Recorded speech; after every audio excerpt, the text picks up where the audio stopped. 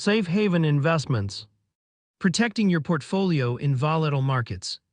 In the world of finance, a safe haven is an asset expected to retain or even increase its value during periods of market turbulence.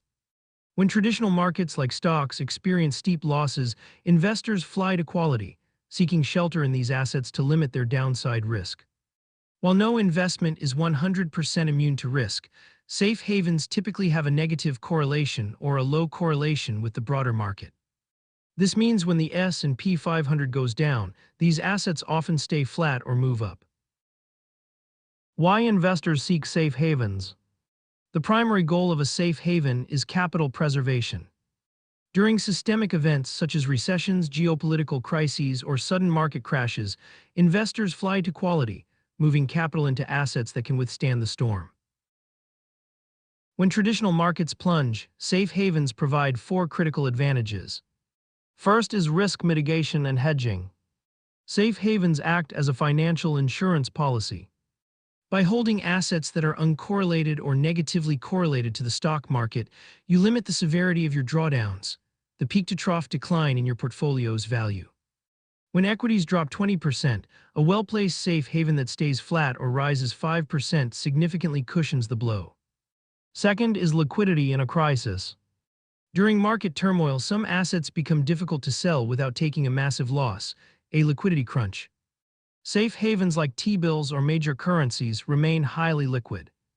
This ensures you have access to cash for emergencies or for opportunistic buying, purchasing high-quality stocks while they are undervalued.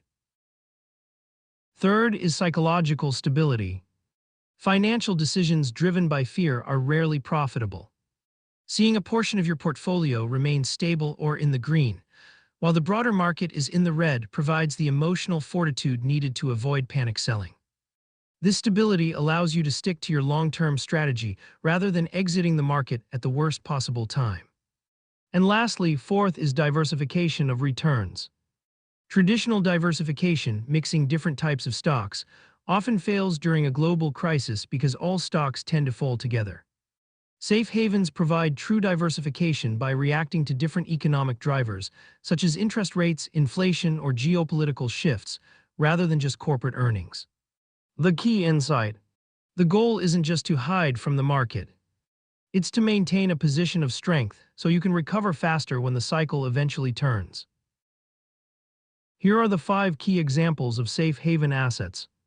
Number 1 is gold and precious metals. Gold is the classic store of value. Unlike fiat currency, it cannot be printed, making it a natural hedge against inflation and currency devaluation. Because it is a physical commodity with a finite supply, its value isn't tied to any single government's interest rate decisions. Number 2 is U.S. Treasury bills or T-bills. T-bills are short-term debt obligations backed by the full faith and credit of the U.S. government. They are often described as risk-free assets because the government has a historic track record of repaying its principal. In times of global chaos, the demand for T-bills usually spikes. Number 3 is defensive stocks.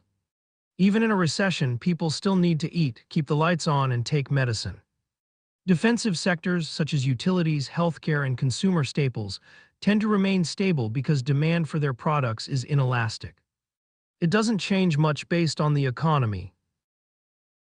Number 4 is cash. Cash is often the only truly stable asset during a crash. However, it carries its own risk, inflation. While your $100 won't disappear if the market drops, its purchasing power will erode over time if prices for goods and services rise. Number 5 is safe haven currencies. Certain currencies are viewed as more stable than others due to the underlying country's political neutrality and fiscal health. Examples of the currencies are the Swiss franc. It's backed by Switzerland's stable government, massive banking industry, and independence from the EU. Next is the Japanese yen. It's historically favored due to Japan's status as a net creditor nation. And lastly, the US dollar. As the world's reserve currency, it is the default haven during international liquidity crises. The key risks and considerations. While safe havens provide a buffer, they are not a get-out-of-free card for market risk. Before shifting your capital, keep these 3 factors in mind. 1. The cost of safety or opportunity cost.